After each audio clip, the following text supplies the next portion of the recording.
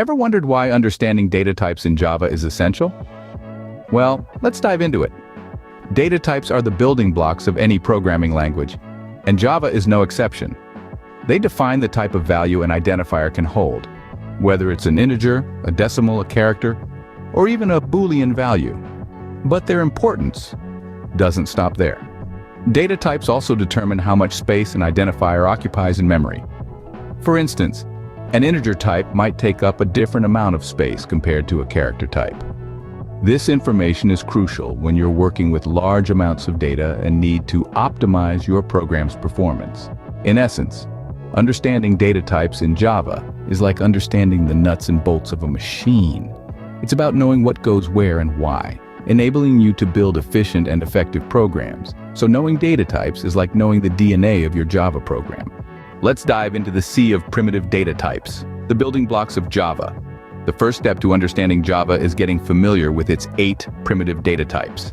These are the raw materials of the Java universe, each with its unique properties and uses. First off, we have byte. This is the smallest of the data types, taking up just 1 byte of memory.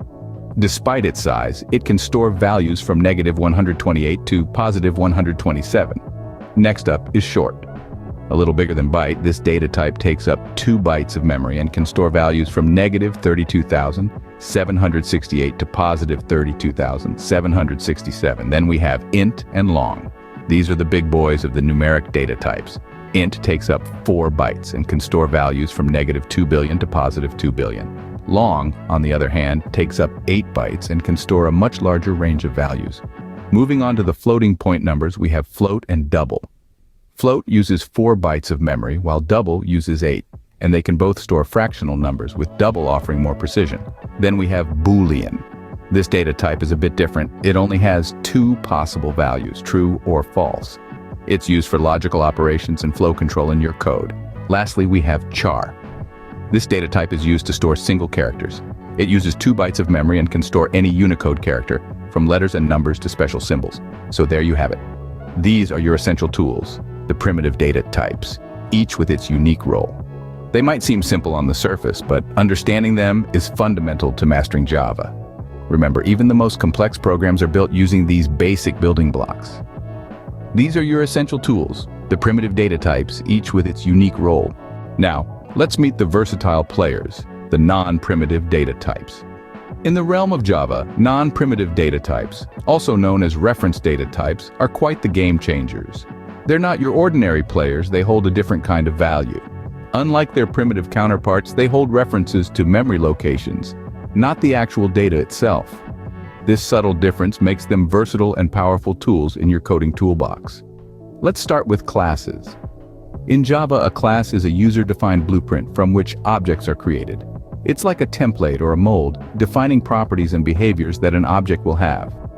A class can hold any type of data, giving you the freedom to craft complex and intricate objects that cater to your specific needs. Next up, we have interfaces. These are similar to classes, but with a unique twist. An interface is a completely abstract class that allows you to define methods without providing a body. It's like a contract, ensuring that any class implementing it will provide specific functionality.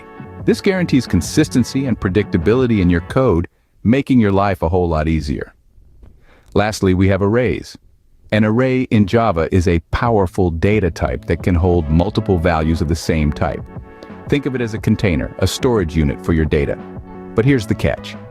An array holds not the actual values, but references to them. This means you can manipulate large amounts of data efficiently without bogging down your system. Non-primitive data types are like the Swiss Army knives of Java. They offer versatility, flexibility, and power. They allow you to create complex data structures, enforce strict rules through interfaces, and efficiently handle large amounts of data with arrays.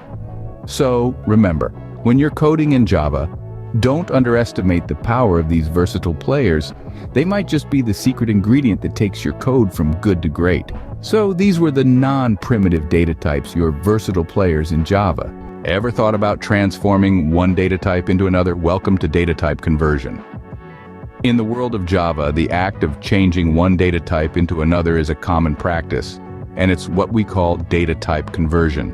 Now this might sound like a magic trick, but it's really more of an art.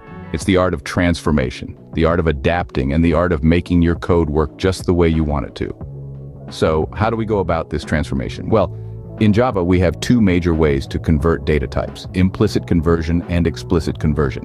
Implicit conversion, also known as automatic conversion, is when the Java compiler automatically converts one data type to another.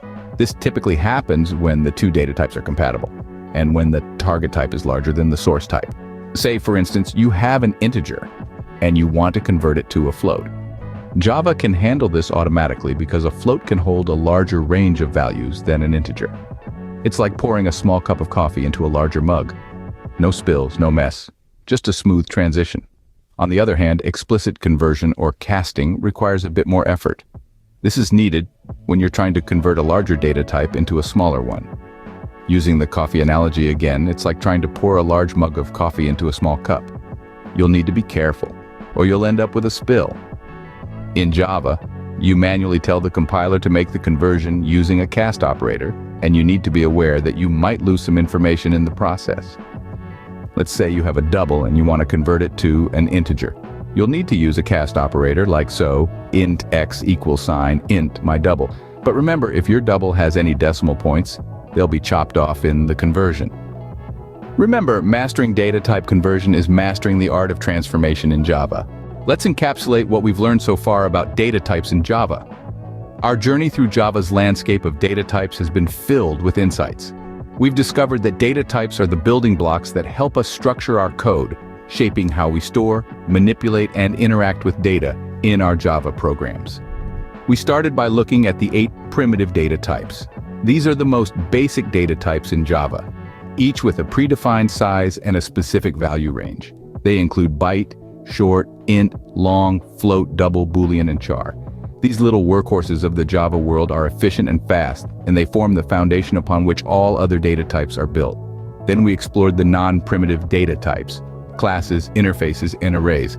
Unlike their primitive counterparts, non-primitive data types don't have a fixed size. They can hold multiple values and can even include methods. These data types are the versatile players in Java, allowing us to create complex data structures and perform sophisticated operations. We also dived into the art of data type conversion, a vital skill for any Java programmer. We learned that we can convert data types in two ways: implicitly, where the compiler does the work for us, and explicitly by casting, where we tell the compiler to convert the data type. Understanding when and how to use these conversions is crucial for writing efficient and error-free code. And let's not forget the importance of string, a special non-primitive data type. String is essentially an array of characters and plays a unique role in Java, especially when dealing with text data. So in essence, data types in Java are not just about storing data. They are about understanding the nature of the data we are dealing with, choosing the right tool for the job, and using it effectively. So that was all about the fascinating world of data types in Java. Remember, understanding them is key to becoming a proficient Java programmer. As we wrap up, remember that the world of Java is vast and intriguing. Its depth and breadth are akin to an ocean, teeming with untold treasures, waiting to be discovered. Just as an explorer would never stop at the shore, neither should you. Dive in, delve deeper, and let curiosity guide you. The journey of mastering Java is not a sprint, it's a marathon. It's an intriguing mix of learning, experimenting, failing, and succeeding. The basics, like understanding data types, are the stepping stones that will help you navigate this journey with ease. They are the foundation upon which you'll build your coding empire. So don't stop here. Keep exploring, keep experimenting, make mistakes, and learn from them. Challenge yourself with complex problems. Push your boundaries and step out of your comfort zone. Keep coding, keep exploring, and remember, every line of code you write brings you one step closer to becoming a